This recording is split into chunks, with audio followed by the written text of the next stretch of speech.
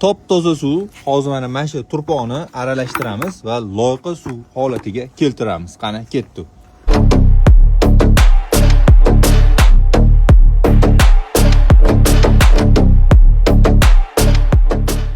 Filtrlarimizni ustunovga qo'yib oldik. Nasosdan to'g'ri mana bitta dona suvni o'ziga shu holatda sirkulyatsiya qilib aylantiramiz.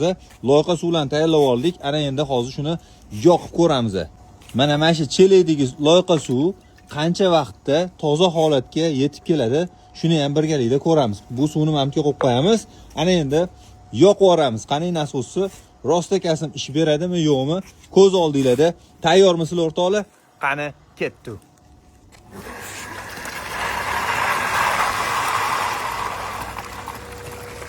Ko'ramiz. Suv aylanishda davom etyapti. O'zini suv o'ziga qaytib kelyapti. Ana yerda loyqa suv bor. Yana bitta tekshiramiz. Qaranglar. Taklashkaga olman, bonkaga suv ancha tinu. Ko'ryapsizlarmi? Lekin bunda hozir bitta narsani sezdinglar. Boyagi davleniya yo'q. Davleniya oshib ketdi. O'rtacha 4,5-5 bar davleniyaga chiqib ketdi. Ana endi filtrni o'zini o'zi bitta chayib yuboramiz. Qani? Yopamiz. Rezultatni ko'rishinglar mumkin o'rtoqlar. Mana hozir chiqib turgan joyidan olaman. Mana bonkani to'ldiryapman. Qaranglar. Yana bir bor ko'ramiz. Suv ancha tinagan holatga kelib qolar ekan. Rostakasini menimcha ish berdi deb o'ylayman o'rtoqlar. Endi mana loyqa suv edi. Ko'rib turganinglardek nima holatga kelgan.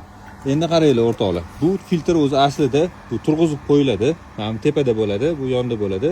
Kir suv, loyqa suvi o'zi aslida tagiga cho'kadi va kranni ochgan paytimizda loyqani tushirib yuborishimiz uchun kerak bo'ladi bu kranni.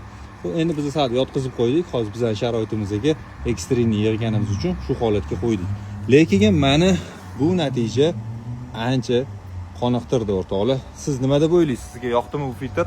Javobingizni kommentariyada kutaman.